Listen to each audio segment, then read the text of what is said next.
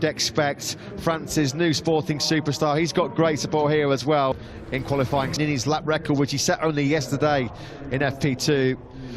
2 and 4-wheel motorsport, of course, famous for endurance racing, available particularly if it's a Frenchman on pole position again. So here we go then, we're certainly ready. Qualifying action then for Murray back to full capacity. It was so great to see outside Jerez.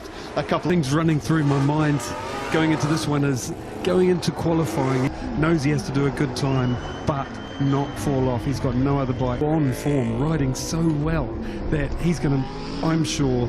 Behind the factory Ducati of Pecco Bagnaia, what a shot that is.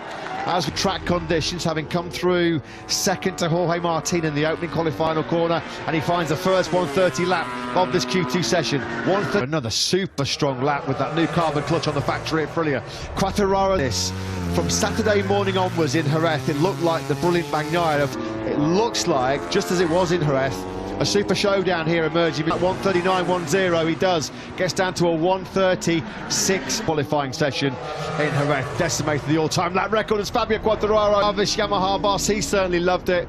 There he is in the factory Yamaha from Pecco Bagnaia. These two are the only two at the moment that found what best time, or just slower, 0.06 of a second away from his best time. A home crowd here today on Saturday in Le Mans.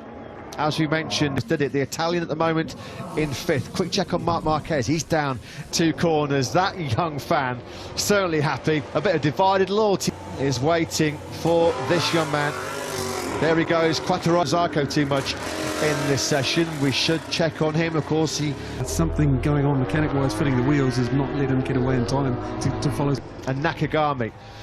Here are the 2 factory Ducatis then in the way, but he worked so hard before 2021 to sort of iron out. Fans will be loving this because we now have 2 Frenchmen on the front row. Of Alex Rins here is a very good reference just ahead of him.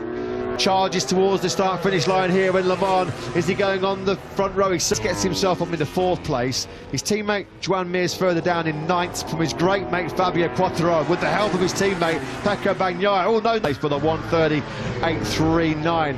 An improvement there for Marc Marques. MotoGP here in Le Mans. He's going to get a massive roar in round 3 at Termas Rio Hondo in Argentina. He's putting up heady times indeed for the Spanish rider and Aprilia.